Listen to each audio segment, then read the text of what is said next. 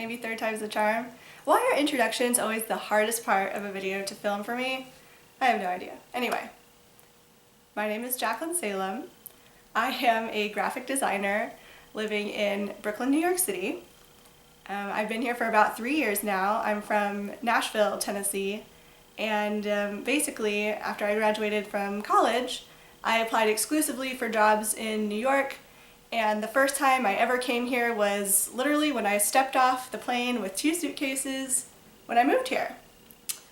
So obviously New York is quite a bit different from Tennessee. I love it here. It's not forever, but it's great for now. So we'll see. I have 2 cats and a roommate. I live in Williamsburg in Brooklyn, and occasionally they'll probably jump up here, want to be involved, meow at us until I give them attention and or treats, but until then we'll just continue on, and I'll look at him eating the cord on my laptop. Okay, anyway. So why am I starting this podcast? Probably for many of the reasons that everybody else does these podcasts. I really want to be a part of the community and to join in the discussion about, you know, what people are making. I just think it's so cool to see like this maker culture of, you know, like what people are doing and what they're inspired by and the things that they make. I think it's all so neat. So I really just want to be a part of it and to show you guys what I do. I started out, I guess, well, okay, let me get to back up a little bit. So I've been watching these for quite a while now, but I was kind of nervous about partaking because I was kind of concerned that I wasn't going to be bringing anything new to the conversation. I didn't want to add just more noise to an environment that's already kind of becoming a little saturated. But then my roommate, with her encouragement, and a few of my friends are like, oh no, you should do it, and if for no other reason, I think it will be cool to have something to look back on and just see my progress. This podcast is probably going to be mostly about knitting because that's what I'm doing most of the time right now, and I'm very, very new to it, which I'll get to in just a second with my story about that. But yeah, so I guess a little bit about me. Sorry, I have my notes that I'm referring to. Like I said, I'm a designer, a graphic designer. I make mostly infographics and a lot of things with typography, so, you know, wedding invitations and branding work, and yeah, so you can see a lot of that on my website, www.jacquelinesalem.com, if you're interested. I do take on freelance projects occasionally, so feel free to, you know, reach out about that if you want. A common thread in my life ever since I was little was just that I feel like I'm a maker. So anything that I can make myself, I will. Not because, you know, I don't want to buy it, which sometimes is the reason. I just think it's cooler to have something that you've made yourself and you appreciate it more, and the time that it takes to put into things. I'm just very involved in making things when I can. So I started out sewing. My grandma taught me how to sew when I was in 2nd grade, so about when I was 8 years old. I loved it so much. I started out making doll clothes and mini purses and what have you. My mom absolutely hated it. So anytime that my machine would get, you know, like the threads all jangled up and all that, it's just like she wanted nothing to do with it. So my dad was actually instrumental in helping me, you know, like troubleshoot problems and, you know, anything like that. So yeah, ever since I was 8 years old, I guess sewing is probably the main thing that I've taken on. I love woodworking on a smaller scale. I'm nowhere near like master level at that. It's like very elementary and basic, but my dad, he builds, oh yeah, here we go. This is Jafar. Say hi. Yeah, he's really cute. He's a big baby. He's like a dog cat. He like lays back on his, you know, on his back and wants his stomach pet all the time. So he doesn't really live up to his name. His sister, on the other hand, she can be a bit of a problem child. Let's just say that. So yeah, cat hair. So woodworking on a smaller scale, really just anything that I can be making. And with knitting, I first learned how to knit when I was a junior in college. So this was about, I guess, 6-ish years ago now. And I kind of just to learn how to do it, like that in crochet. I got about a third of the way through a scarf and just felt like I didn't have the time for it. I was very naive about the amount of time it takes to put together these, beautiful objects. So I didn't have enough time for it while I was in college. Recently, though, I guess late this summer, my friend Katrina Pierce, who I met when I worked at Borders while I was in school, Borders bookstore, she started a podcast about knitting called YarnThirty. Hi, Katrina. And at first I started watching it because I was just really interested in what she was making and what she was doing.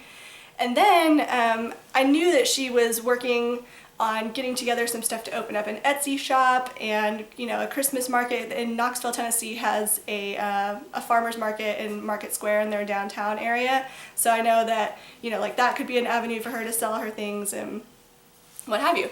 And she didn't have a logo. So I contacted her and asked her if she would be willing to do a trade for me, because the things she makes are just so gorgeous.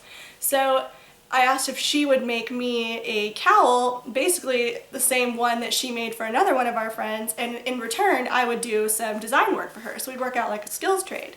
She was all for it. She hand dyed this gorgeous color based on, kind of like some inspiration pieces that I sent her. And this is it.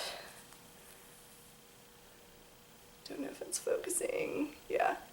The color is extremely difficult, as Katrina will be able to tell you, extremely difficult to get accurately on camera. For some reason, I don't know why, but I think it's showing up kind of pinkish on screen, but it's more of like a dark burgundy purple color.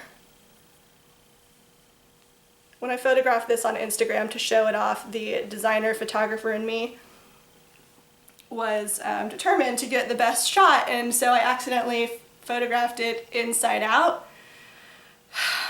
Whatever. It's still gorgeous. It looks beautiful on the inside too, so I guess that's just a true what's the word I'm looking for? I guess, I don't know. Shout outs to Katrina, basically. She's Cat's Kettle on Instagram and on Ravelry. Maybe not on Ravelry. Maybe it's Cat J Pierce on Ravelry. I can't remember. Anyway, she's Cat's Kettle on Instagram, KATSKETTLE. And yeah, so I traded her design work for that. I'll try to put a picture on the screen right now of the logo and things I helped her find with that. But yeah, it was a great project. So she, just watching her podcast really got me into it. We did the skills trade, and then I sent her a message on Facebook and I was like, what are the best needles that you would suggest for a new beginner? I really want to learn how to make socks. And she texted me back and she was like, oh my gosh, you've got the bug, I taking credit for that. And I'm like, yeah, I just can't sit by and watch anymore. I have to be active. I want to do it. So I started researching classes around New York City, and I saw some group classes, and Curls Pearl Soho has some of them, and the Lion Brand Yarn Studio. But what I ended up going with was this local yarn shop out in Ridgewood in Queens called Cook's Arts and Crafts. And I have to give a shout out to this and talk specifically about this, because if you live in the New York City area and you want to learn how to knit, $25 for a 2.5-hour one-on-one class. You cannot beat that anywhere. Like, one-on-one, 2.5-hour class for $25 is unheard of. Everywhere else that I was looking, it was like a minimum of, $75 for a group class for an hour. So it was incredible. Her name is Michelle. She owns the shop. You can email her about, any skills you want. Not just knitting, like she has knitting, crocheting, felting, you name it. She's got tons of crafts that she can, show you and give instructions for beginners to intermediate to more advanced. So if you're looking into it and you don't want to learn from YouTube videos, because that's originally how I did teach myself when I was in college, but I was concerned that I wasn't doing it right, so I kind of wanted that, you know, automatic feedback loop so she could tell me right then and there if I was doing something wrong. And plus this time around I had kind of forgotten how to, you know, knit and purl and all that, so I thought that the class would just be a good way to make sure that I was doing it right. So yeah, I cannot recommend her highly enough. It was great. Anyway, Cook's Arts and Crafts, Ridgewood, Queens. It is a little bit of, you know, a little bit of a hike out there if you don't, especially if you don't live in Brooklyn, but totally, totally worth it. Support local business. So yeah, Cook's Arts and Crafts. Let's see, what else? Oh, a little other things about me, other than, you know, sewing and other just like crafting, maker culture. I love being outside anytime I can be outside. Oh, and reading. Obviously I worked in Borders bookstore. I worked in bookstores all through college, but reading and being outside in the park during the summertime, that is where I am on the weekend, reading a book in the park, and I guess now probably knitting in the future. So yeah, reading, nature, hiking. I play kickball in a Brooklyn Kickball League. Fun times plus booze, you know? What are you gonna do? So, what this podcast is gonna be about. Right now, I'm not entirely sure. I know it's gonna be mostly about knitting probably, like I mentioned, because that's what I'm doing right now. But I am involved in a lot of other stuff. Like I have a hard time like picking one creative child to devote all of my time to, because I am interested in so many, you know, different things like sewing and woodworking. So I figure I just want to make this a podcast about craftiness and making and just things that I'm doing, and hope you're interested. If not, I guess I can just look back at all the cool stuff that cool things I think are that I'm making. Yeah.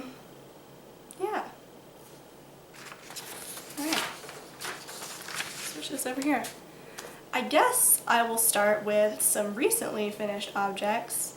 Let's do that. So I already showed off my cowl made for me by Katrina. I've been wearing this basically every day. I want to get a pin for it, and I want to leave this up to my mom because my mom loves pins. She buys vintage pins all the time from antique stores. So I want to just like see if she'll give me one from her collection, so I can just kind of like get like a little pin action going in there. It's so soft and comfortable. She nailed the color. Katrina, you nailed this color. So I already showed you that. At Cook's Arts and Crafts, the beginner class, of course, is just a scarf showing you how to knit and purl. So this is that first project I made. Not really that exciting or that good. It's just a little basket weave scarf in a forest green colorway. It's Bernat Chunky, knit on straight, I think size 11, maybe size 13, something like that. Giant. It's really soft though, even though it's probably acrylic yarn, I'm guessing, but it is soft and squishy. I'm, you know, keeping it because it was the first thing I made. I would say too, I've been doing a lot of gift knitting lately, not just for Christmas, but one of my best friends since middle school, her name is Kristen, her baby was due yesterday actually. She's having a baby girl, Margot, and I knit her a little baby hat. So I don't have that, but this is the yarn. It's a Koigu painter's palette. It's like a blues and pinks mixed together. This is what's left over. I tried to make a pom-pom for it, but I can pull pieces out of this so easily. So I don't know what I'm doing wrong when hand making pom-poms, but I figured I don't want this newborn baby to choke on handmade goodies, so I left the pom-pom off. But the hat was still really cute. It was just a swirl pattern. There's a picture of it on my Instagram if you're curious about looking at it, or I'll try to put one in here somewhere. But yeah, it turned out so well. It was a fingering weight yarn. Yeah, Koigu's painter's palette. I don't think they don't name their colors. They just have like die lot numbers, which makes it sort of difficult to like find them and list them. You kind of just like when I see them, I I buy them. I don't really, anyway, I don't know where I'm going with that. This hat is another one that I made from a class from Cook's Arts and Crafts. It's a broken rib hat in a Bernat alpaca in the cherry colorway. Show you that. It is reversible, I think. Kind of almost looks like seed stitch on the interior. Yeah, squishy, soft. This was made, like I said, Bernat alpaca, cherry red, US size 10, 6mm needles. Ooh, here's doing some crazy things. Okay. Other finished objects. Oh, I did the Foggy Hat by Olga Jazzy. That was for a close friend's birthday present recently. I knit that out of, I don't know, something I got from Michael's. It was like a cream color yarn. I loved the pattern. The pattern was so beautiful. I picked it because it looked kind of like 20s style to me. And that is, Libya is the girl who I made it for her birthday. It's, Libya is a totally like kind of 20s drop waist style, you know, that 20s jazz age style. You guys get it. I don't have to describe that to you. But anyway, it was a perfect hat for her. I really want to make another one for myself, and we can be like twins at work or something. We work together. So yeah, so I loved the pattern. Highly recommend it. It was a paid for pattern. Olga Jazzy Knits is the pattern designer. Super quick. That was the first pattern beyond knit sewn pearls, so I had to do things like yarn overs and things like that. And for the longest time I couldn't figure out what I was doing wrong, and so I was, you know, texting Katrina, aka Cat's Kettle, like, what am I doing wrong here? And so she explained that all to me. So really new to this whole thing, by the way, obviously, if you hadn't guessed. I did the Cook's Arts and Crafts class in August, so yeah, still really new to it. Still making lots of mistakes. Which brings me to my next project. This is the Pearl Soho Herringbone Cowl. It was blocked, but I've worn it a lot, so it keeps like rolling in on itself. I need to reblock it. Love the herringbone stitch in this. It's gorgeous. I also really love the yarn. It's a, let's see here, Plymouth yarn, 100% superwash merino, worsted weight. And I used 2 skeins in the cream colorway. This is what's left of the second skein. It calls for 500 yards, the pattern does, but I didn't want to buy a third one to only use, you know, a small portion of it, and I also tend to knit a little tightly anyway, so yeah. So I love this yarn. For the price, you can't beat it. It's like super squishy and soft, and I know a lot of people aren't so keen on superwash, but I didn't really know a whole lot about that stuff when I was first, you know, getting into knitting. But yeah, I would still repurchase this though. It's so soft. There's no halo to it, which was kind of what I was expecting when I was making it, or what I had envisioned for this project. And yeah, sorry, I don't know where I'm going with that. I envisioned a halo on this project, but I still love it. Gives incredible stitch definition. Yeah, there's a lot of mistakes in here, as you can see, which is the next thing I'm going to. Michelle at Cook's Arts and Crafts. Michelle was extremely thorough about explaining, you know, tinking and frogging and how to fix work. But the problem with this is that, oh, and also didn't mention, these are knit on size 17, what's the millimeter for this one? 12.75 millimeter needles. They're some boy brand. And she did explain to me how to tink back in stitches. The problem is, because of the twist and the, like, how you knit this, it's, yeah, the twist in it makes it really difficult for me to figure out how to fix it. So whenever I would accidentally drop a stitch off of these huge needles, which would happen, you know, I would notice it right away. It's not like I noticed the mistake way later, but every time I would try to fix it, like pick up the stitch to put it back on, I would just mess it up. It would create like a whole, you can see. So it's like really unsightly. in my opinion. There's like 50% of the cowl is completely air-free, which is great. So basically I just hide this side and the back of my head or something, or at least I don't have to look at it. I don't know.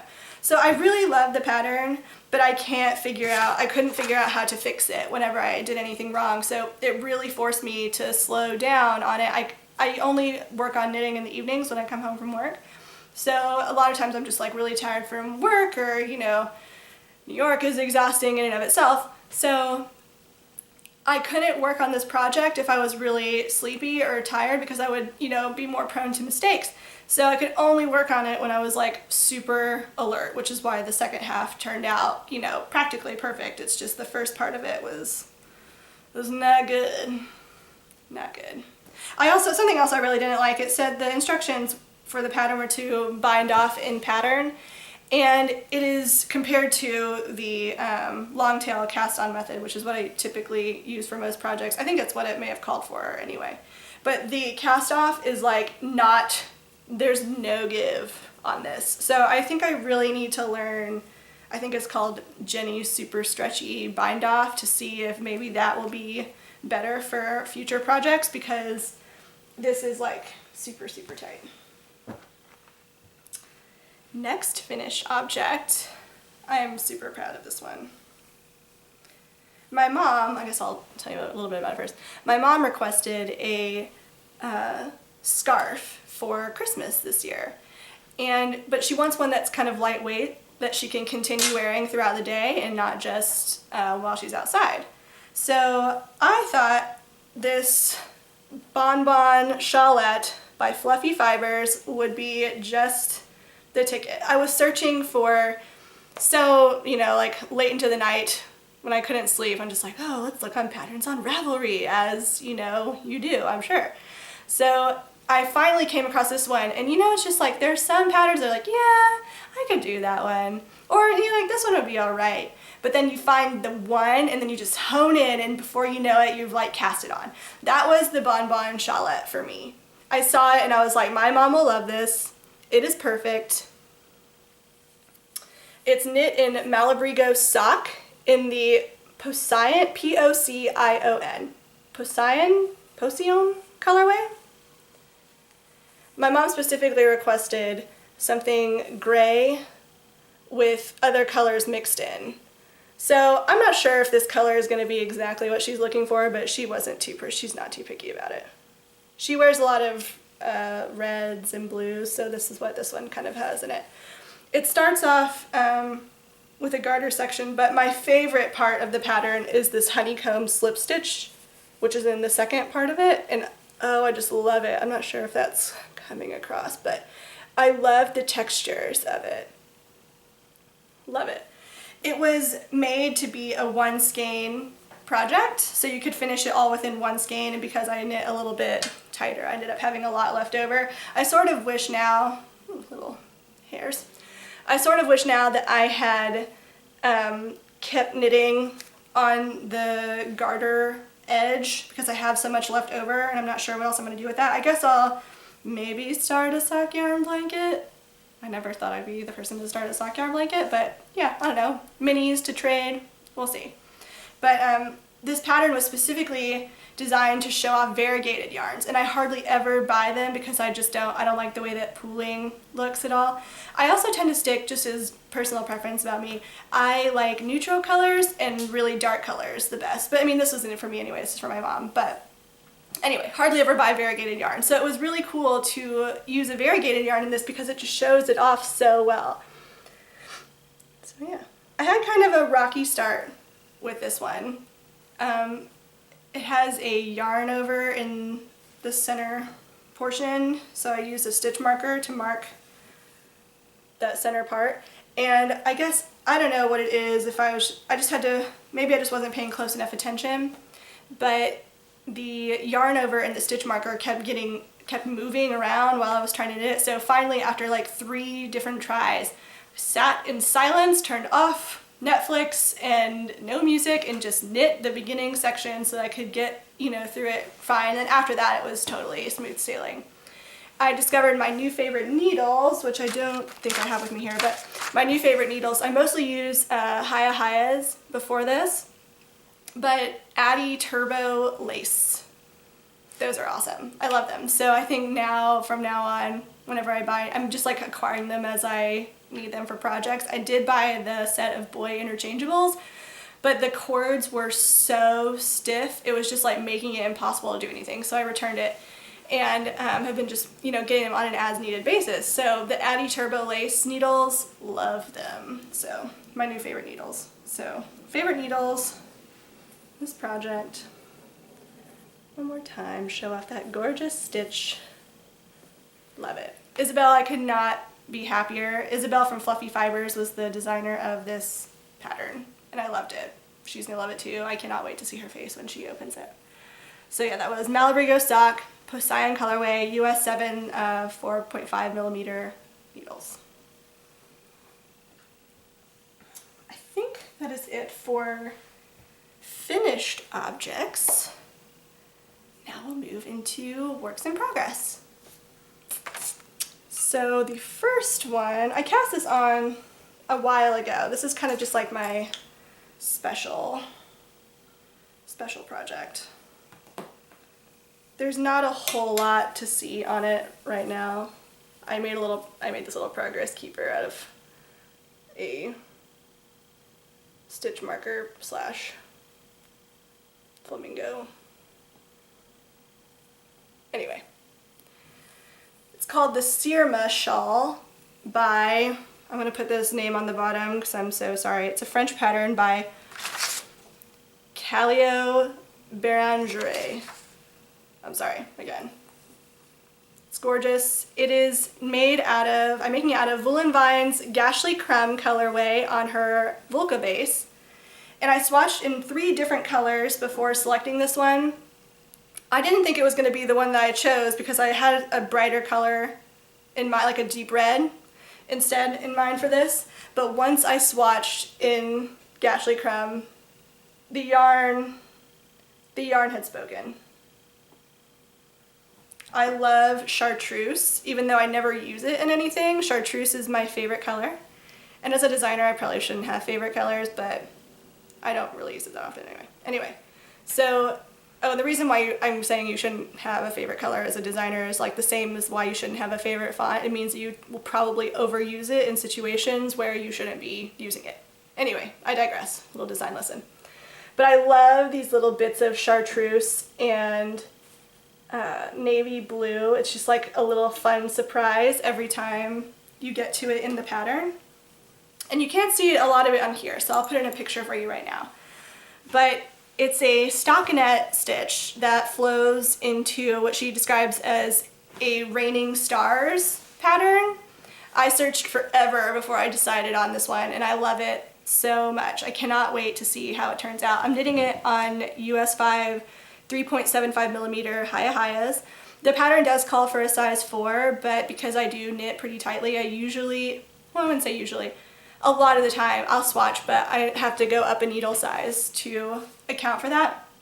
So I'm knitting it on size 5, and yeah, I'm just really liking it. The yarn is just like making this such an enjoyable experience because of the cashmere that's in the blend.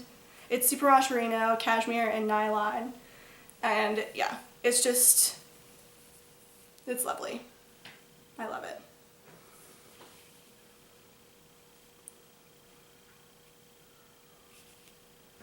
Gorgeous. If you have a chance to knit with Voolenvine Yarns, I highly, highly suggest stalking Kristen's shop on her 2 p.m. Friday updates. Also, if you live in New York, I got this skein at her, what am I saying? I got this skein at her trunk show. There we go. Her trunk show at Gauge Intention. And then I had to buy another one when I realized I was making this shawl out of it.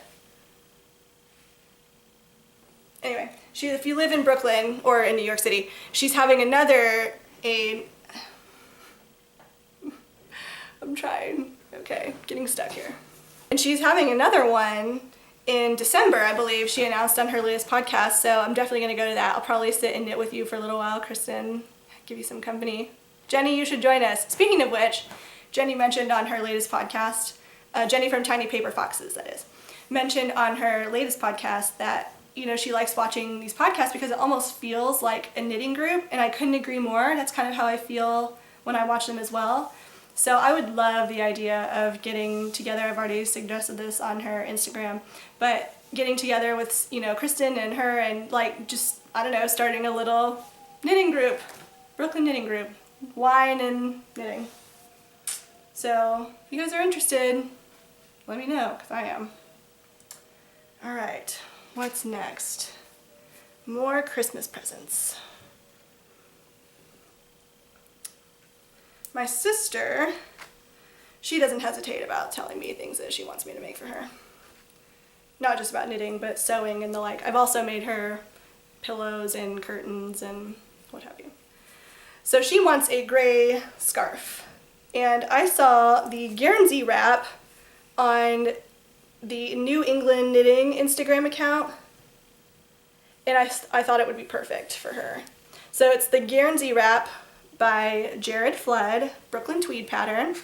I'm knitting it in Quinte Co Kumlian's Gold colorway on their Lark base. It's their worsted weight yarn. On size 8, 5mm needles.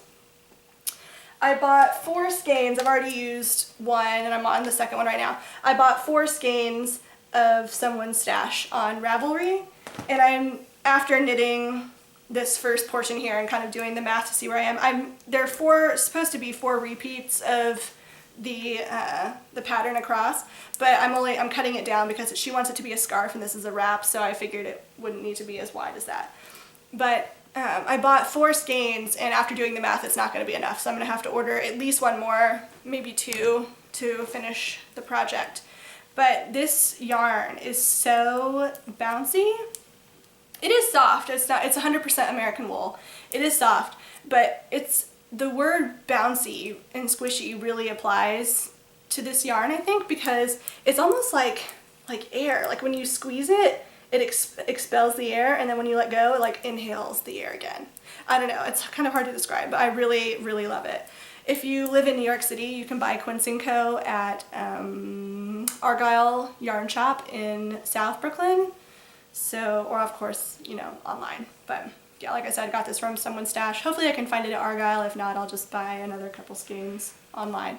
So yeah, this is going to be my sister's Christmas present. I love the textured stitch. It's super easy. It's just knits and purls in various orders. So yeah, I'm not quite even a third of the way through it. It is quite a long scarf. And I'm going to be going to Tennessee next week to visit family for Thanksgiving and also to be in my friend Tommy's wedding. So I'll be bringing this with me and knitting on it while my sister's at work. So yeah, about a third of the way through it. Got to finish before Christmas. The last work in progress that I have, this is a bag by Cat's Kettle. It's the only project bag I have. I actually have bought fabric to make some for myself. I guess I could buy from other people. I am knitting, sorry, this is going to be the Doodler, the mystery knit along, so if you don't want to see it, I'm not on Clue 2, I'm only on Clue 1. So Clue 2 was just released last Friday. If you don't know what a mystery knit along is, which I'm sure a lot of people watching this probably do, but I was in Pearl Soho buying yarn for this, which I'm about to get to, my craziness about the yarn.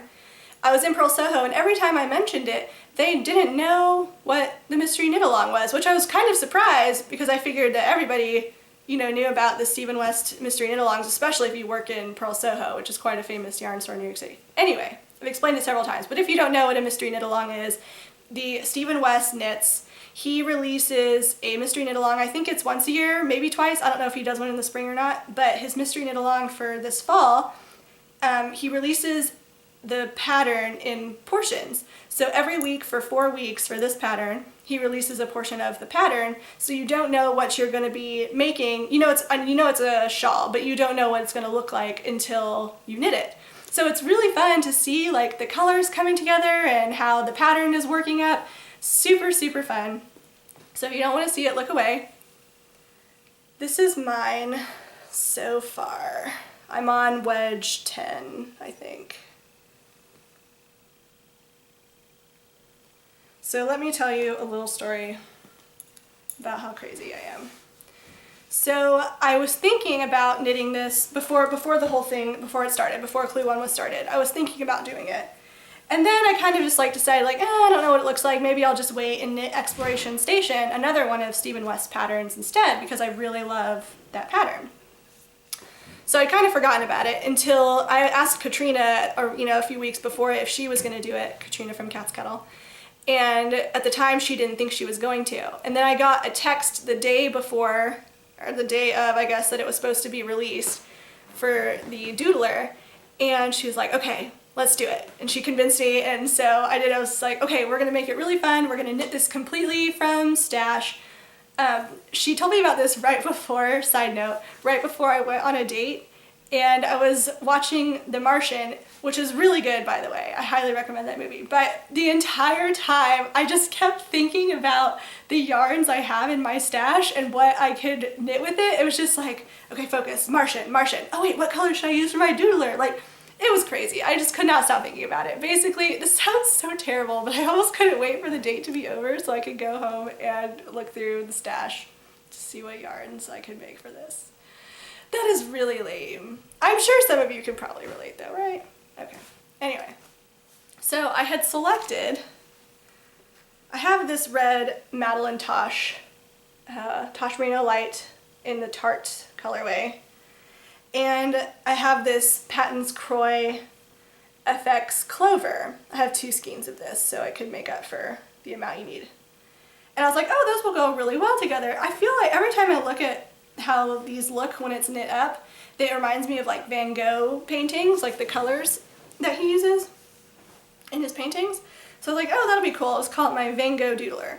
So I started knitting this wedge 1, and it was just not, this is some heavy duty sock yarn. Great for socks, as I hear. I've never actually made a pair of socks yet, although when I first started knitting, I was convinced after watching Junk Yarn, Kemper's podcast, that that was what I wanted to knit first, was socks. So, yeah. I started a pair, but I haven't finished it yet. Anyway, so I know Patton's Croix is something that a lot of people use, and great for socks. I'm not so sure about its qualities for shawl making. It's just like, it's just not soft enough, I think, to be a next to neckskin garment. So I love the colors though, so I was like, well, I don't know, let me look at some other options. So I stopped because I didn't want to continue on this. I was knitting on it on the first night. First time making an I-cord, first time picking up stitches. Yeah, lots of new techniques from the doodler that I'm learning. So I put that down for the night and was looking at other people's pictures on Instagram of what they were making it out of, and fell in love with anything and everything made with Monarch by Hedgehog Fibres. So Warm and Fuzzy, a local yarn store, well, not my local, but local to somebody, a yarn store in Cary, North Carolina. It's Kemper's yarn store. They carry Hedgehog Fibres, and the closest place that carries one here is in New Jersey, and I wasn't really about to be in the mood to take an hour-and-a-half bus ride to go get 1 skein of yarn. So I decided to order the Monarch online instead and have it shipped to me. So I was just agonizing the whole time there because I wanted to be making it and seeing everybody's pictures. It was just like crazy until finally it got here on Thursday night. I wound it up and cast on with the Madeline Tosh Tarte, my original plan. You can see that changed. So I love the Tarte. The Tarte I originally bought to make some mittens out of. I think I want to make the Woodland Tales mittens from the Bee Mandarins podcast. And I love the color. But Monarch has flecks of pink and yellow in it. Maybe something borderlining on orange, but no red. So I was just really not loving, I mean, it's okay. It's not, you know, the worst or anything. I just was not loving the mixture of the red, the tart, and the Monarch together. And I was like, oh, I don't even like pink. I'll say it. And for wearing, for, you know, for the right time and place, it's fine for design work. But to wear, unless it's like a blush or a mauve, I don't touch it. So I could not believe myself when I was like, pink would look really, really good in this. But you know, when in Rome, or when in Stephen West, I guess, because all of his stuff is so crazy and fun. It's almost like he gives you permission to pick out these yarns that you would never use otherwise. And the pink, I think, it's Neon Peach by Madeline Tosh. It's coming off really pink because the light from the window is happening over there, but it's much more of like a peachy color. Yeah, that looks like a highlighter, and it looks like a highlighter to me too, but it is a lot more like yellowy orangey than it's coming off on the camera. But yesterday after work, I raced to Pearl Soho to buy the Neon Peach, and I'm really happy I did. We're calling this a design feature. I don't hate, honestly. I kind of don't mind the red to the pink switch. Maybe I'll even incorporate it as like a more stripy version, so maybe I'll start doing red for, or like the tart again for other stripes. But yeah, so we're calling that a design feature. I don't mind. I already know how Clue One looks because I keep peeking on Instagram, but it's okay. I feel like because everybody's using all these different colors anyway, each new doodler is a revelation because they all look so different from each other, and to me it's still fun. And I already know it's coming up in Clue 2. I haven't read the pattern for it yet, but I already know that cables are coming up in Clue 2. And can I just say, as a new knitter, like, I'm really glad that I'm learning all these new techniques because it'll make me really able to cast on and not be fearful of other more difficult projects in the future. But Stephen West, it'll be easy, they said. Cables? I'm a little nervous. We'll see how it goes. I have cable needles already, but yeah. Oh, just looking at some of these other, so as I was trying to pick out new colors for the Patton's Croy that I originally started with, I was still on the green color scheme idea. So when I first went to Pearl Soho, after not wanting the Croy, I bought these two skeins and had them wound. It's a Koigu Painter's Palette yarn, and I love the color. I was still on the green and red idea because green and red are complementary colors, so it will make, you know, the colors will bounce the most from your eyes. And I still like this and I want to use it for something else, but after I saw the Monarch, it had to be the Monarch. So more yarn, agonizing over the doodler. It has been, I do this a lot. It's like one side does, like, I know in my heart of hearts when something feels right and when it's on, and until sometimes I just keep working until I figure out what that is anyway, because I also operate under the done is better than perfect mentality. So, you know, that's why I did not rip out the rest of that. To me, that would just been too crazy, although buying yarn 4 different times for the same project is also a little crazy. But I didn't want to, you know, start all over on that. But anyway, as I was saying, done is better than perfect, but I can be really crazy about, you know, it's like, you know when you know. Like with my mom's Christmas present, when I saw the Bonbon Shawlette, I looked at so many others that would have been fine, but as soon as I saw that, yes, that was it. And it was the same with the Monarch and the Neon Peach. It's like, as soon as I saw them together, yes, that was it. And so now I feel very confident. I know I have to have another color for color C, So who knows what surprises that will bring whenever I try to pick out a yarn for that. But I do have some options that I picked up from the Plucky Knitter Trunk Show last weekend that I'm pretty sure I'm going to be picking between. So that's it for finished objects. I think I want to get into a little bit of stash acquisition.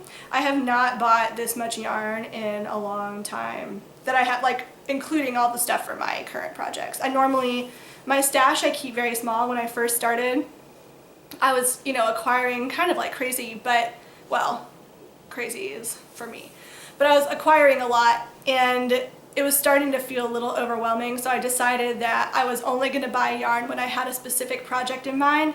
Now that I've knit up a lot of the stuff that I had in my stash, I sort of like the idea of having a small stash to pick from. So I think I'll have, like, right now it's at about probably 10-ish skeins, 10 to 15 skeins total. And I like that. Like, that feels manageable to me to have in stash, like things I can pick out for projects whenever I want to.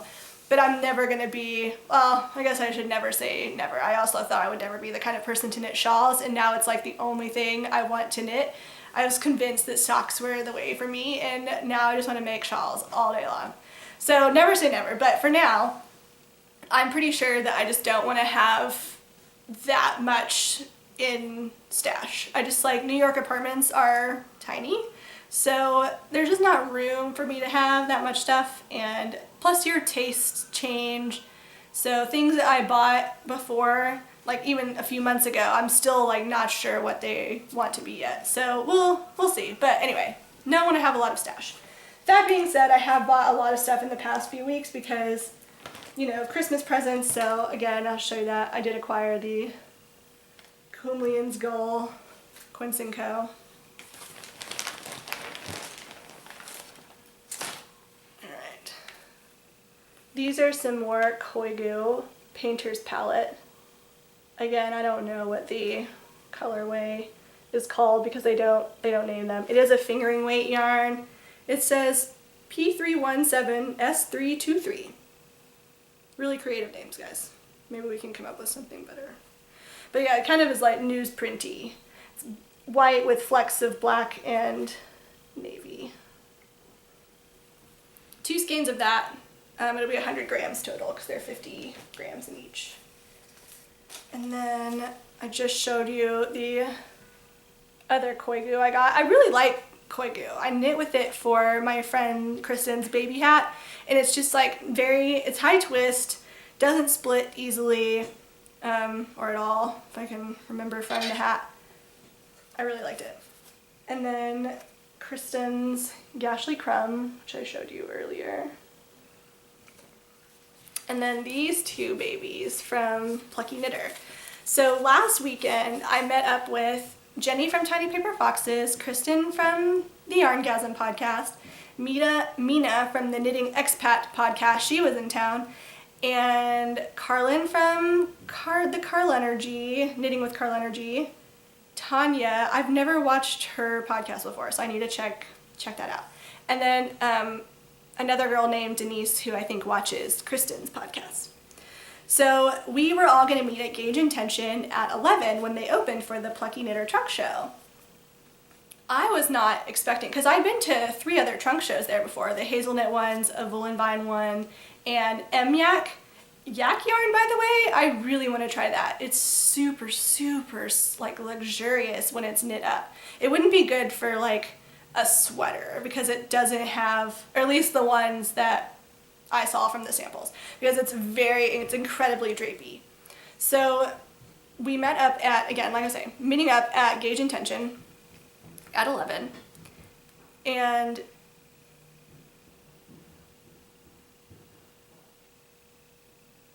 sorry, some people walking by. Anyway, we're meeting up at Gauge Intention at 11. I saw Michelle Wong, and she's the owner of Gauge Intention, her Instagram post about how there were already people waiting in line at 10 a.m. And I was like, oh goodness. And I wasn't expecting that because it hadn't been like that at any of the other ones. I mean, it was probably busier than normal, but it definitely was not like line out the door. So I walked, I got there, on time, walked up to the store. I saw Jenny outside, And she told me that there was like a crazy line in there, and I was like, what? And so we went in, and sure enough, it hadn't even opened yet. It was just like a line, you know, to the door of people waiting to get plucky knitter yarn. I've never, you know, seen it like that there before. Mina was already up in the front with I think, was it Tanya? I don't know who got there first. I don't know. I'm pretty sure it was Tanya. So she was already up at the front with Tanya. They walked in. It was crazy when it opened in there. Like, you couldn't even get close. So we just made a beeline for the back of the room because they have several large like tables where you can kind of just sit and knit. And we kind of just waited for it to die down before we would dive in to get yarn. So we were just sitting and knitting. It was so lovely, so lovely. I just like can't wait to, you know, meet up with those girls again. And hopefully, you know, like I was mentioning before, that Jenny and Kristen would be interested in having like a little, you know, knitting night or something, like once every, you know, 2 weeks or something like that. Would love that. So we were just kind of knitting on our project. So wonderful to talk with other, you know, people who just get it in the same way that you do and are interested in it, because I don't have like a ton of really close friends who love knitting, like crafty friends, yes, and designer friends, but not necessarily knitting. So it was really, really awesome to just like sit with them and, you know, talk about intelligently about things going on in our lives and, you know, what we were making and stuff like that. So these are the two colors that I got. First one is called Ogre. It's like a chartreuse color in the Primo fingering, and it is 75% superwash merino, 20% cashmere, and 5% nylon, 385 yards. I'm pretty sure, although now I haven't held it up with the pink, but I'm pretty sure this is going to be my color C for this because it's kind of, you know, a yellow-green, and there's yellow in the Monarch, so I think it will go really well. But the other skein I got is Flying Atlas. It's like a dark slate blue. It's coming off more blue than it actually is because of the window in this room. Also Primo fingering, yeah, same weight and yarn makeup, just different color.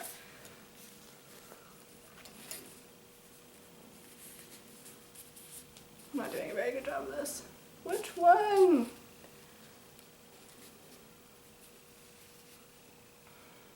Yeah, whatever. Okay, we're done with that. But yeah, I think one of these is going to be my color C. Although in the back of my head I keep thinking like, oh, this is cotton candy colors, maybe I should get blue.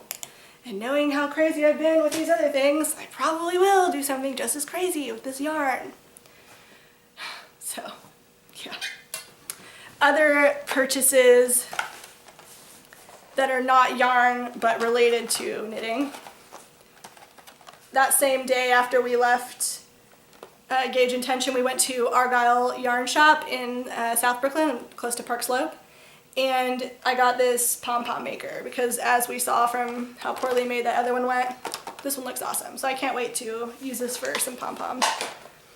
I also bought, I washed, when I block things, I wash it in this Dr. Bronner's soap, and I have a rose scented one, which I like as body wash when I use it, but it has like, it's a weird, not weird, but I don't know, I think lavender would be better.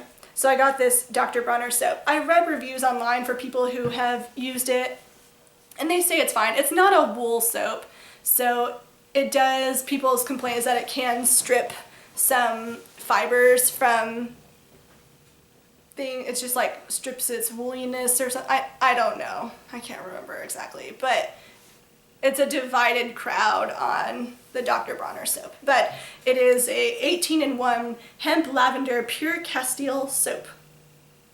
So you can use it for tons of different things. They even say on their website that you can wash wool garments with it. So I wanted to get a lavender scent because I thought that would be better. This crazy thing, I got this at an H&M. I thought it would be a good project bag for like socks or something. It is bright. This thing is not going to be, it's not going anywhere. It's not going to get lost, is what I'm trying to say. And finally, perhaps my most favorite. There's this store called Flying Tiger. It's on, I think, 20th and Broadway, close to Union Square. And the stuff they have in there, it's like home goods. It reminds me a lot of IKEA, but it's a Denmark company.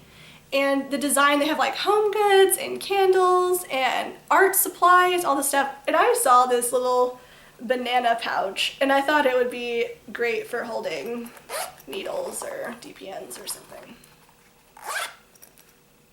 So I think it's funny. I like it.